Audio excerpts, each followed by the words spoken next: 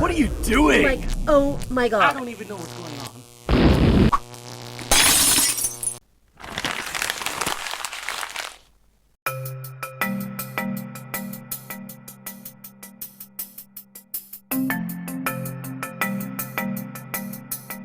Player one.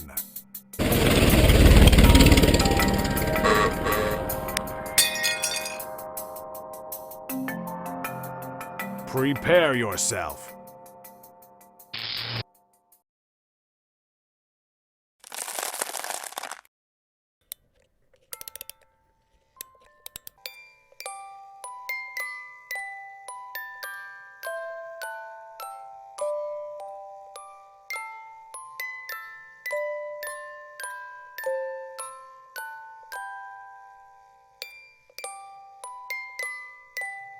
Happy holidays! I've got a gift for you. Buy 4 tarot readings or coaching session gift codes in any combination, and you'll receive 2 additional gift codes too.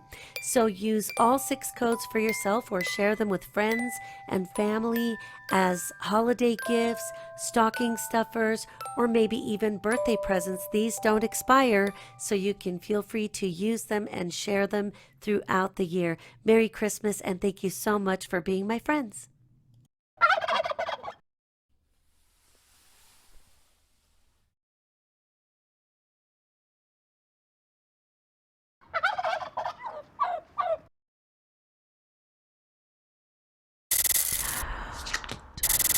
Hi there, Virgo. This is your weekly reading for the week of December 28th through January 3rd.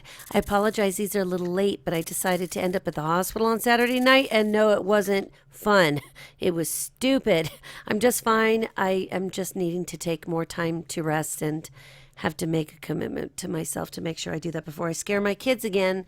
On Monday, the card you've drawn is a Judgment card upright. This is excellent for you because you're seeing that things work out for you in the end, and that really the Judgment card is nothing to fear. In the upright, it really is great because it lets us know that even for those good deeds we did, nobody knew about it, or when somebody gives $1 or two to a homeless person without judging them or wondering what they're going to do. You know, the universe is aware of this. The angels see you doing this. And I remind people, you know, don't put down the people that are out there homeless. And if you don't put yourself in danger, to hand them some money that you can afford to give. You never know if you're handing it over to a human or an angel. And let me tell you, I've seen that happen. And even those things that nobody knew what we'd done, or praying for others, the universe is going to give you great things here. And there's no doubt about it that you are being remembered by those universal energies for the wonderful things you've done. And even in your family, you'll see things like this manifest finally, where you're like, wow, we finally caught a break, you know. Tuesday, the Justice card upright is a card that indicates that fairness and balance is the order of the day. And along with that, Judgment card is very, very powerful. That it's a reminder, really, like the Wheel of Fortune, you reap what you sow, you get what you give. The world is a circle. What you do to others comes back to you. And so this is really where you're feeling that you can see this happening. And it doesn't mean that there's anything negative coming towards you in this way. That's not what it is. It's reminding you that even by the divine grace of the power that is, and that's represented by the purple cloak, the cloth back there behind the Justice card, it is indicating the sacrifice of the Savior. Red will often show it, but with purple, it's even much more prominent that there is justice here on earth and there's justice in heaven as well. Never forget that. We also have the Sun in Capricorn, your solar 5th house. of your romantic relationships and your creativity and the fun you do and the leisure you have, the games you play, your siblings and others around you. That this is also where we have a lot of really brainstorming, great, amazing ideas, right? That the sextile to Neptune in Pisces, your solar seventh house of the partnerships, of real strong relationships. So this would be, obviously you're not married and you're not going to be, if I have my say so, nobody gets married until they're in their 30s, or at least if they're married before then, no children until their 30s. And so this could be your best friend, your best relationship, your closest bond. It could even be a sibling or anybody else that you're in a very, very close relationship to, or you've decided to partner up in some way. And it could be with that fifth house being stimulated with even studies. So that's going to come more into play too, with Scorpio being your solar third house. So you could have teamed up and together you've come up with an idea to either do more studying to support each other so that you don't fall off the map, so that each of you can benefit from being motivated by each other. Many different ways this is interpreted, but there's something here of an opportunity to partner up with somebody in a way that is beneficial for both of you, if not everyone. Mercury in Capricorn, again, that solar fifth house squares Mars in Libra, your solar second house of income and possessions, your items, your makeup, your weights, your skateboard, your video games, your clothes, the things that belong to you, and even the things that you buy with money given to you would show up here. And if you have a job, it would be there too. The square to Mars in Libra is saying that you need to be more realistic about what you can do with that money, that if you babysit and are paid, let's just say it's usually $9-10 an hour when people really want to keep their babysitters happy. And so let's say you babysat for 4 hours and you just made $40 or so, and maybe they tipped you and it was 50, and you blew it all on one thing, or you took all your friends out to eat at fast food. Now, if you were hoping that money would go further, then probably blowing it all in one stop wouldn't be the right way. I tell people to develop a foundation, a cushion of money. And this is also where if your friends or other people in your life are, look, if a parent needs to borrow money from you or something, it's probably very necessary. So I'm not talking about that. But, if your friends want to borrow money or items or resources or your expensive straightening iron or some piece of clothing, I want you to consider that if it doesn't come back in the same condition, if at all, or if it's broken or something, if that person had to borrow it from you, that means they probably can't afford it on their own. How are you going to feel? Would it hurt your friendship or relationship if a negative situation occurred? Just telling you, it's the kind of things we have to think about. Wednesday, we have the 10 of Wands upright, and this is a card that indicates that you're feeling that you're getting to the point where you feel like, all right, I got this. I realize that I can't blow my money all in one place.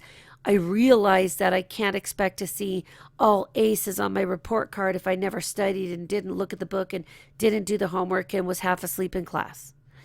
So this realization, these are very good things for you. So no issues with it. Venus in Scorpio will semi-square Pluto in Capricorn again. So your solar third house at that point, squaring your solar fifth house with Pluto hanging out in there, saying that there's something going on, either with a communication or expectation of you. And it could even be your chores at home, the way that you guys divvy out the chores, like who does the laundry, but who folds it and who puts it away, or who does the dishes, who dries them, who puts them away after inspecting them, and then, which one of you is the one that keeps drinking water from a glass and putting it in the sink again.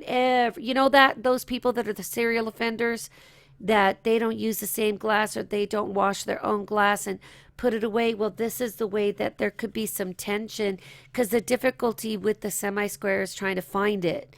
We get hints of it. We can scratch the surface sometimes, but then when we get beneath the surface, it is way either deeper and more complex or more and different. So take your time trying to figure this out. And then before you go, being too forceful with your communications, which is probably going to be the case after about January 3rd, just, gently gently and lovingly. Don't start World War III in your house. Because, like, maybe you're telling your sister, you know, when sanitary napkins and trash can, now we've got embarrassment, or you get an argument with the dog running down the hall with a Codex. And then it's like, look, that is disgusting. If you had put this away properly, da da da da da. And then you could get your sister all up in your face. And if she's on her period, oh my God. So think about whether it's worth it to say it at that point. Maybe just grab a paper towel or something else, some toilet paper, to take it away from the creature, because they can't be eating stuff like that. You know, it could, the chemicals in it could make them really, really sick. So just look. If you're going to lose your temper, or you think your sibling, or, you know, whatever the situation is that could be complex, related to the home and related to maybe some tension there and the way things are kind of divvied out, then just pick it up with a piece of paper, get rid of it, you know, talk about it another day. We have Venus entering Sagittarius, your solar fourth house of the family and the home and the base, the foundation of operations, if you will. And that's great because it helps make things easier. And of course, you know, astrology happens all the time, every day. The stars are not just standing still. And, you know, even though some of these transits are with way far off objects, it doesn't mean that there isn't an effect. It's kind of like we have more time to understand and identify what the messages are. So, like I said, if you think you're going to start an argument in the house and upset the baby and upset your Grammy, then maybe you need to just not say anything and just deal with it, and long term come up with a different scenario. Here on Thursday with the Seven of Cups, there are lots of options, and you may find yourself kind of daydreaming, and that's great. You know, with you guys, you have more time and more reasons to necessitate real daydreaming to help you find your highest goals and aspirations. You can't be an astronaut if you didn't dream about it when you're a kid. You know, it's got to start somewhere, and pretty soon for the astronauts. And so with this card, it's also asking you to make sure that you are selective in what you're going to choose to do next. If you've got $50 and you want to buy 17 things to implements for school, or, you know, your clothes, your gear, a backpack, then think about it, because even if you want a bunch of things, if you can't make up your mind, you want to take your time, and then don't buy anything until the sales are right. Deal with the old backpack for a while. Who cares? Maybe you end up getting a $30 backpack on sale for $5, and then you win. Venus in Sagittarius, again, that's solar fourth house, will sesquaquadrate the Uranus in Aries. And so here, this is your solar eighth house. So seriously, especially if it's money that's kind of like supposed to be divided up, or if you're buying something that is going to be shared, you know, like, let me just give you one hypothetical that girls can kind of understand. And this applies to guys too, but they seem to be more chill about this. Girls can be a little more difficult. So you and your girlfriend have amassed about $100 together, and you want to buy some new implements. So you're thinking you want a new straightening iron, or some ionic brush, you know, some heated curlers, stuff like that. And you guys are like, we'll just take turns having it at each other's houses, or no big deal. I'll take it to school when you want it. You take it to school when I want it. And then you've got the friend that gives them back to you, and there's all kind of hair gunk on it, and, you know, it's getting jacked up. And then she brings you the whole box of it. Some of the curlers clips are melting, and, you know, they weren't treated right. There could be kind of a problem. So the message from this kind of an aspect is to take an action, and in this case with the eighth house, to prevent a problem before it starts. Maybe you set out a little contract drawn up on the computer that says, I will keep it in good, clean working order before it's to be delivered to the next person. We wipe it down, ensure that there's not an unnecessarily large amount of hair, or that we're not ruining it with hair products and oils and, different things that we use on our hair, that we're going to treat it right, and that we agree to keep it in good working order. And if it is broken and, then depending on what kind of a break, if it really was that the dog or the cat chewed through the electrical cord, how you will handle that. But then again, we need to put that into consideration before, because it's really easy to keep an animal from getting to the cord. Even when hot curlers are cooling off, you can get that thing up onto a heat-proof surface and away. So that's the kind of action that you can take before anything goes on with the Seven of Cups and this kind of an astrological aspect in the 8th house. So think clearly about what you're doing. If you're like a typical Virgo and you cannot deal with, like, say you lent your friend a coat, she gives it back to you and it's got a burn on it or some crap like that, you're going to lose you'll probably be able to control yourself for a while and then you will explode eventually. So just prevent it before it ever becomes a problem. Friday, we've got the Wheel of Fortune, which is a very wonderful card. And here it's, of course, what goes up must come down. When you're on top, that means the next time you could be the one on the bottom, and what comes around or goes around comes around, right? So again, we need to remember we reap what we sow, and that not every day can be perfect, because sometimes things just aren't going to go the way we want. And at the same time, if there weren't challenges in life, we freaking wouldn't learn anything. We'd be like big purple sloths on a couch with a bowl of chips, and nobody's showered or brushed their teeth and their hair is greasy. I'm just coming up with ideas to make you laugh. But here on Friday, we've got Mercury moving into Aquarius, so their 6th house of work, which your education, going to school every day in whatever way you do, is work. This is the way you take care of your body. Those routines like brushing your teeth twice a day, like taking good care of your skin, not falling asleep with makeup on, gently wash your skin. My favorite, I'm not a pimp, Noxema. So boys and girls, all of my kids, we buy generic products when we can, and Noxema is not expensive anyway. You gently wash your face at night, and then you pat it dry and give yourself a kiss, and then in the morning you wash your face again, and you use a little washcloth, and you're very gentle, because when you're scrubbing the hell out of your face, you're making microscopic cuts, and that causes just as many, if not more problems than just with acne from the glands, working overtime. So just remember that this is the house that also talks about your service to other people. What do you do to help other people? What is your part of the chores in the house, and what do you do? Are you the kitty litter pooper scooper? Are you the dog poop picker upper? Are you the one that does the dishes? Or do you do all of the above because you come from a single family home, single parent home, and your baby brother is 6 months old? So yeah, it's probably going to be you. You're learning great things with this kind of energy. This lets me know that, of course, for that brief moment in time, just a few days, when Mercury is in the 6th house, we're probably able to make more sense of maybe even better ideas of how to improve our workflow. But remember that we could also get fleeting ideas. So take notes of any amazing ideas you have, maybe to start a particular kind of vlog or, something like that. Also, remember that it's going to almost very quickly, within 8 or 9 days, start to retrograde back into Capricorn. So just be realistic about things and don't get ahead of yourself, and you'll do just fine. The Wheel of Fortune is saying it always will work out just fine. In the upright, of course, we know everything works according to its own timing, its own direction. Things just go the way they're supposed to go. We are behind the driver's wheel, behind the steering wheel. We got to handle things on our own, but the rest almost has a natural energy flow at this point. Saturday, we have the Death card in reverse. This is a card that's talking about needing to release some bad habits. There's nothing astrologically here that draws my attention, so I think that this is probably more or less about releasing bad habits, even if they're people. If you've got a friend who's very abusive of you, I think you know what to do. It doesn't mean that you have to part ways, but kind of taper them off. And if they're like, what, you're too good for me now? Just say, man, no, look, I'm really trying hard to study. I really need to improve my grades. Oh, why? Because you have to be better than any of us? Say no, because I got to get my own ass into college. How about you?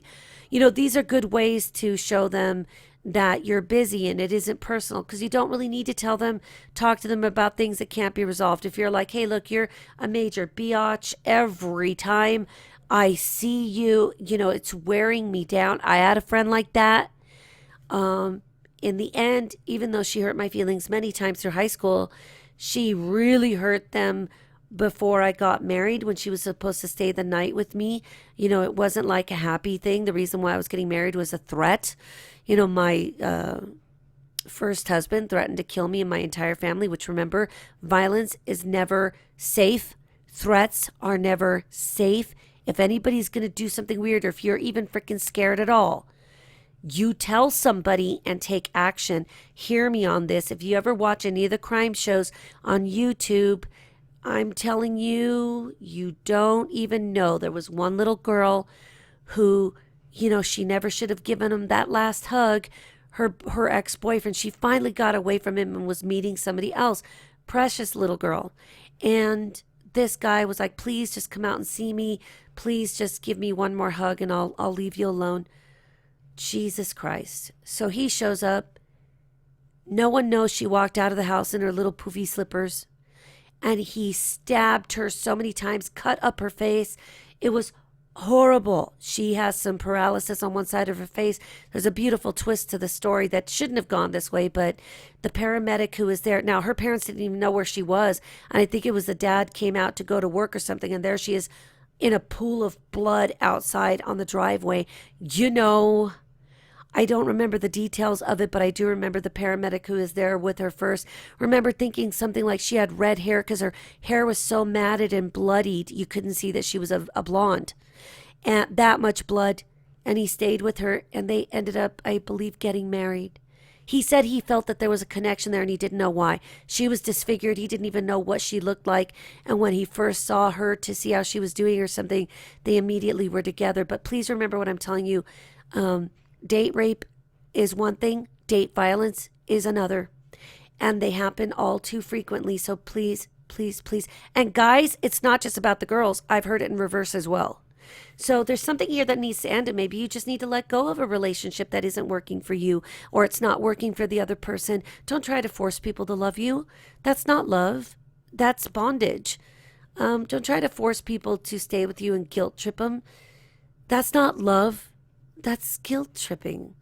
You're way too special and amazing, and your life hasn't even begun. For those of you even in high school or even in the first few years of college, my God, your life hasn't even begun. When you're in college, you're just barely figuring out how fun the world is. And you guys are supposed to be just kind of badass hippies, in college, learning, getting your multiple degrees, and then traveling the world before you decide to get married and have children. Or maybe you meet somebody who's special and you travel together before you decide on where you're going to settle down one day in your mid-30s, late 30s, 40s, for you guys easily too. And then you can enjoy your life. Please, please, please be safe in all you do. Sometimes people are just crazy. Sometimes they're so mentally ill, you just got to run. Call the cops. Make somebody take you seriously and say, you don't get it. I'm afraid of this person. I'm afraid of this person. Push, push, push. Tell teachers, tell counselors at school, tell the principal, tell everybody in your family, tell the social media, tell everybody that you are terrified of that person, okay? It will be seen sooner or later. I guarantee you, you are not alone, okay? Nobody's allowed to hurt you. Five of Pentacles in reverse is a card that indicates that you may be kind of feeling on the outs, and maybe you really were on the outs with somebody, or maybe this is just kind of a fear of being alone for some reason. Like maybe you're feeling alone, or maybe you're afraid of breaking up with that one best friend, or breaking up with the one boyfriend or girlfriend, and that you're kind of afraid that it's going to be hard for you to get over this. I promise you it isn't. The Five of Pentacles in reverse, it really is adding the illusion to it, where it's like, sweetheart, you're going to be okay. I promise you in time. Find some music you love. Sing your heart out. Write lyrics, draw pictures, act, speak, vlog it. If you don't want the trolls to mess with you on YouTube, then set your settings, and each time make sure in your upload settings when you're publishing and stuff that it is set to approved comments only or none at all. Because you don't deserve trolls either, okay? There's some screwed up people in the world. Your job isn't to save them from themselves either. They have their own paths. So don't fear being alone. Don't fear being alone, because even if you're like, no, I have a boyfriend and I have my hobbies and everything, but somehow I feel spiritually alone, that's this card as well. You don't necessarily need religion. If you like religion, good. If you don't, good. You don't have to have a religion. You can have one. You can have 5. You can get 17. You can have 0. You can be whatever you want to be or not be what you don't want to be. But this could be that maybe you need to strengthen your connection to the divine in whatever way you do. Maybe it's your improving your psychic abilities, which you were born with. Even being a Virgo doesn't mean that because you're Earth, you have no psychic abilities. You know, the natal charts, you are everything and the planets are somewhere. Okay. These objects are not just all hanging out over visiting Scorpio or a Pisces. Okay. They're everywhere. So, hone your psychic skills, study, practice your arithmetic, your algebra, go over your homework, dedicate yourself to being all that you can be every moment of the day. I could tell you something, Virgo, you're going to enjoy this year with so much activity in the earth signs and with Jupiter still with you, blessing you for most of the year. You just can't lose. You can't lose, Virgo. And I'm going to be here celebrating your successes with you. God bless you. I love you. I'll be talking to you soon.